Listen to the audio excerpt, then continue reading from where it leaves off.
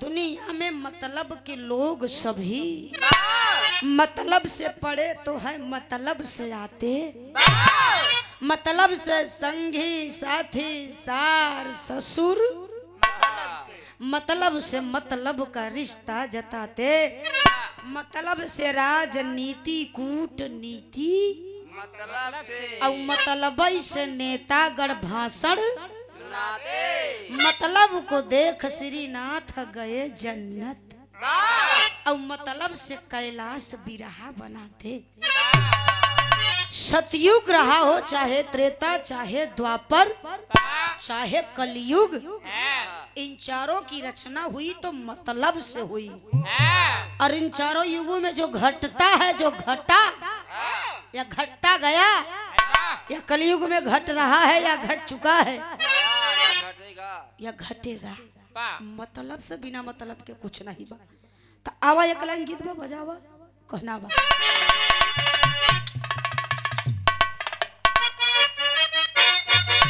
क्या बात है, जय हो।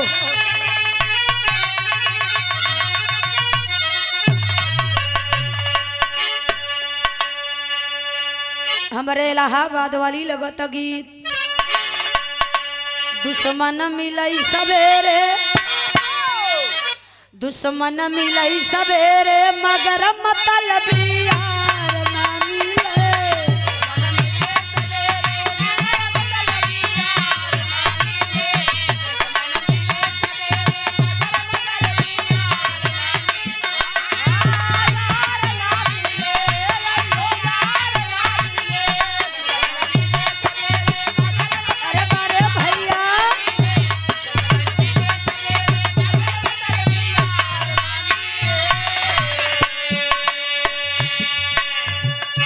दुश्मन मिलई सवेरे मगर मतलबी यार ना मिले।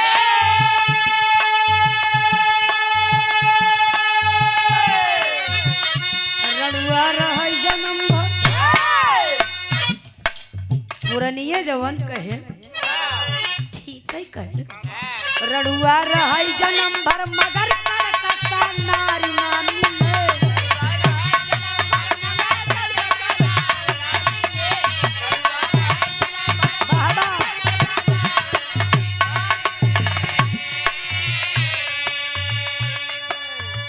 रड़ुआ रहा जन्म भर मगर कर कसा अरे नारी ना मिले।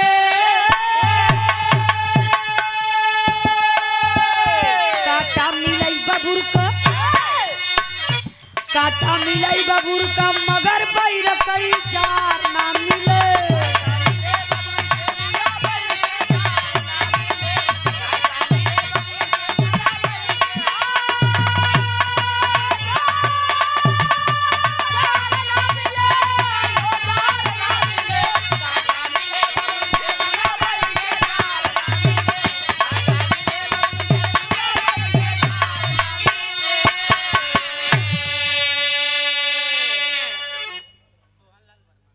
भैया सोहन लाल वर्मा जेकर नाम है सोहन लाल हो। अरे जिया भैया बड़ी माया पुरस्कार बा।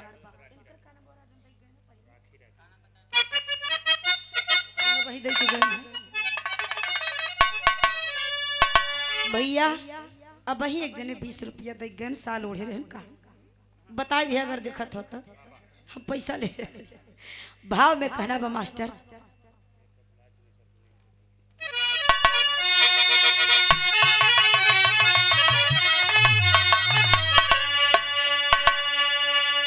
जरा इस लाइन पर गौर करेंगे क्योंकि आज भोलेनाथ का नीलकंठेश्वर नाथ का वार्षिक श्रृंगार है। और एक लाइन भगवान के लिए हो जाए और जवाब भी हो जाएगा। कहना है क्या?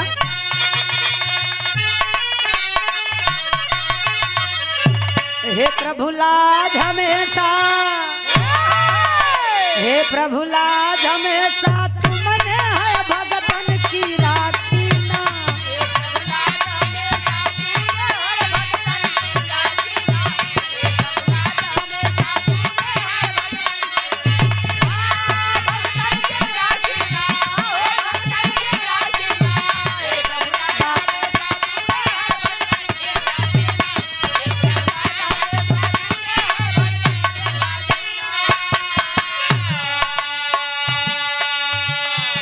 हे प्रभु लाज हमेशा तुमने है भक्तन की राखीना, जो आया जो मांगा वो दे दिया।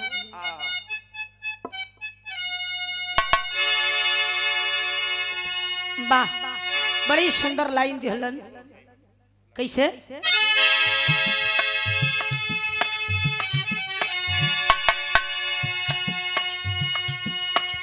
ए भैया, एक एक लाइन पर जरा सा गौर करते चलिएगा, ज्यादा समझावे के ना पड़ी। कहना पड़ा क्या?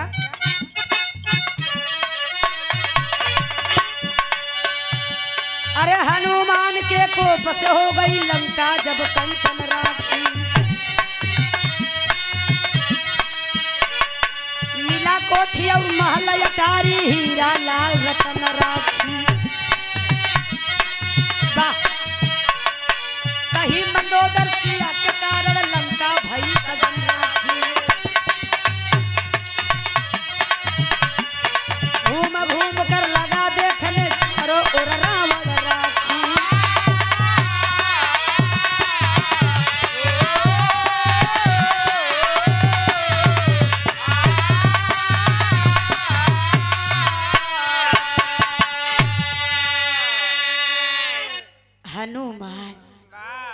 हनुमान के कोप से हो गई लंका जब कंचन राखी, मिला कोठी और महल अटारी, हीरा लाल रतन राखी। कहीं मंदोदर सिया के कारण लंका भइल सजन राखी। मान जा रजऊ, मान जा। रावण कहा दत्त, हम रावण हई, हमसे दुनिया डरात, अब हमार मेहरारू हमके डरवा बता। ए भैया, घूम घूम कर लगा देखने चारों ओर रावण राखी। भाव में कहना बा,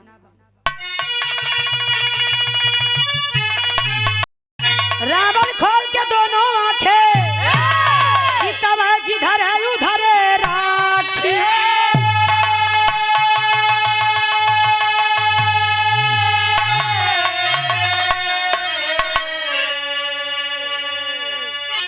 राखी बीच मड़ैया, राखी बीच मड़ैया, साबित विभीषण के राखी ना। भाव को समझिएगा।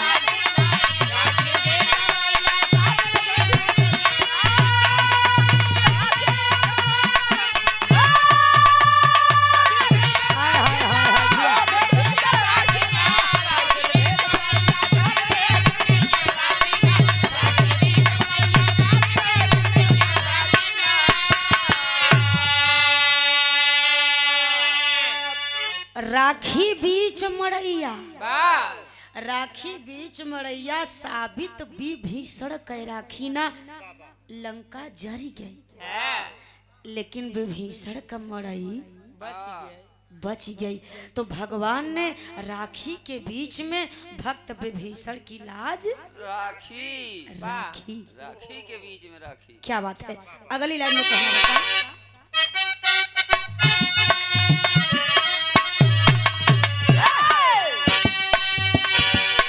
अर्जुन अगली बार चलाए जल हुआ खंडवा बन राखी। श्री कृष्ण के बाएं हाथ पर जलकर हुआ करण राखी।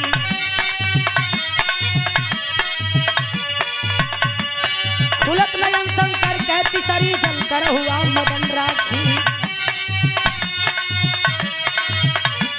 कपिल मुनि के श्राप से हो गए राजा सगर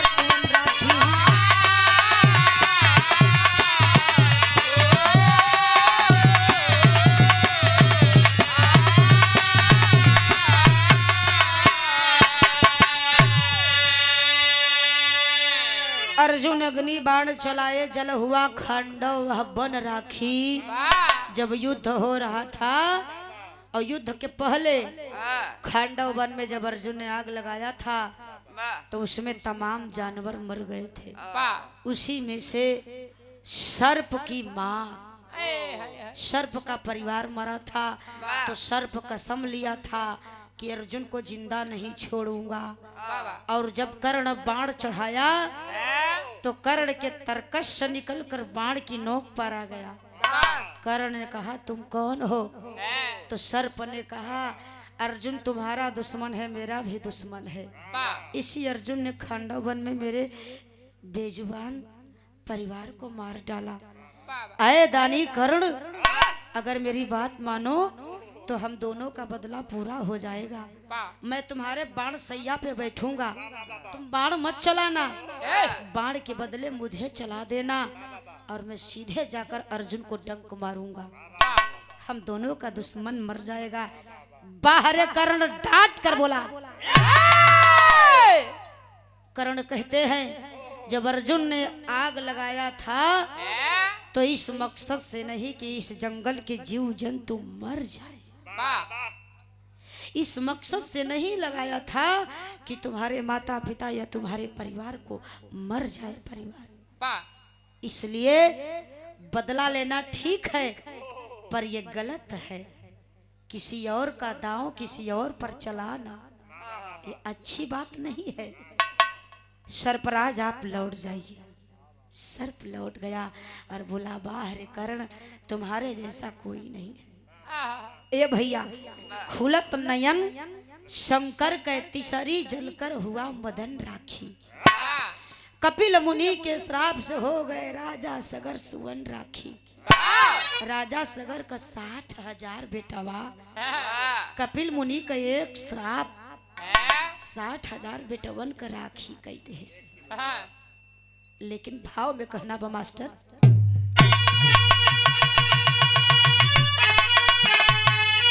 तपस्या शिव का भागीरथ की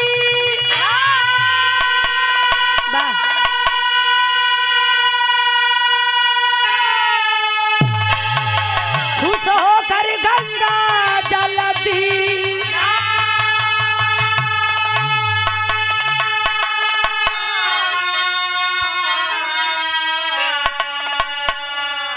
60,000 सगर का बेटवा जब राखी बन गई तब भगवान लाज राखे चलत हुआ ओ राखी का अपने भक्त का मास्टर। तर गए गंगा जल से, तर गए गंगा जल से 60,000 लड़कन के राखी ना। अरे भैया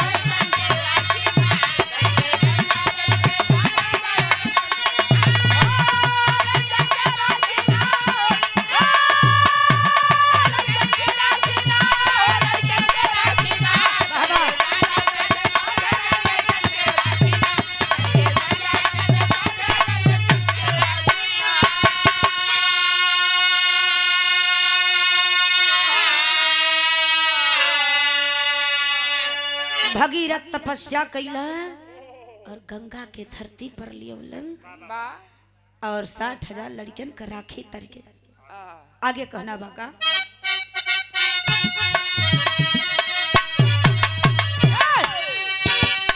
देख दशा प्रहलाद के हो गए हिरण्यकुश के, देख दशा प्रहलाद के हो गए हिरण्यकुश के मन राखी। कहन लगा होलिका सजा के जल्दी कर दे बहन।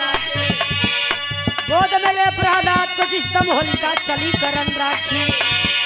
खेल रहा प्रहलाद निकल कर जलकर हुई गायन।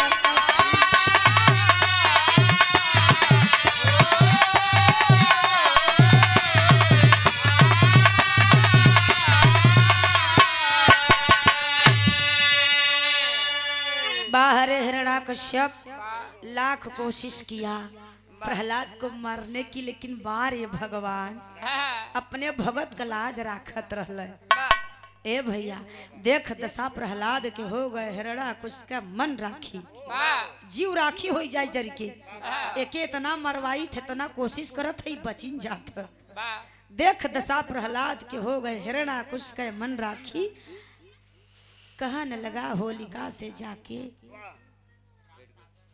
हमारे धर्म के बड़े भैया श्री राम सागर सरोज जी एडवोकेट साहब, वकील साहब, 50 रुपए का आशीर्वाद, बहुत बहुत प्रणाम बा।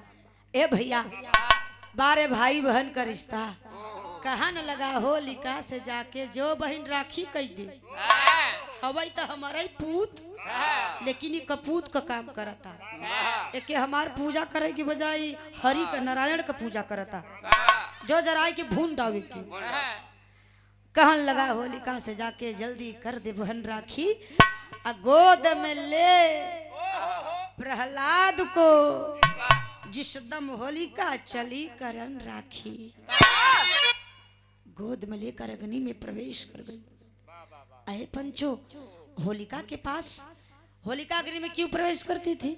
क्योंकि ब्रह्मा जी ने उसे वरदान दिया था। जैसे आजकल ठंडी में साल ओढ़ा जाता है, तो होलिका को दुशाला मिली थी ओढ़ने के लिए। जब वो ओढ़ के अग्नि में प्रवेश कर जाती तो उसे अग्नि नहीं छूती। दुशाला को शरीर पर ओढ़ कर और प्रहलाद को गोद में लेकर बैठ गई। लेकिन वाह, जब अग्नि में प्रवेश कैलस तब पवन देव सुनाई बर्दाश्त भर। पवन देव चले और उसकी जो पीठ पर दुशाला थी, वो दुशाला उड़कर आ गई प्रहलाद के तन पर। अब प्रहलाद दुशाला को ओढ़े अग्नि से बाहर हो गया और होलिका जलकर राख हो गई। तो खेल रहा प्रहलाद निकलकर, जलकर हुई डायन राखी। भला किसी का नहीं कर सकते तो बुरा भी मत सोचो, क्योंकि जीने का अधिकार भगवान ने सबको दिया है। ऐ भैया कहना बता,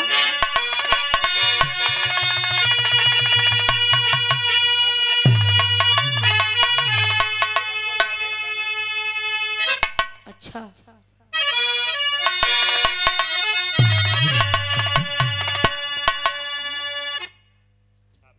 अंतिम लाइन में कहना बका, कविता श्रीनाथ के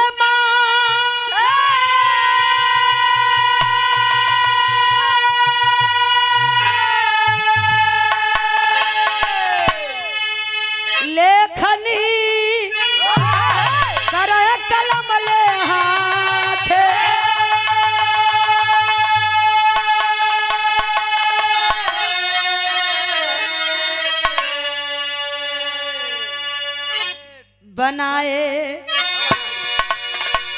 बनाए गुरु लालता श्याम लाल के मन की राखी।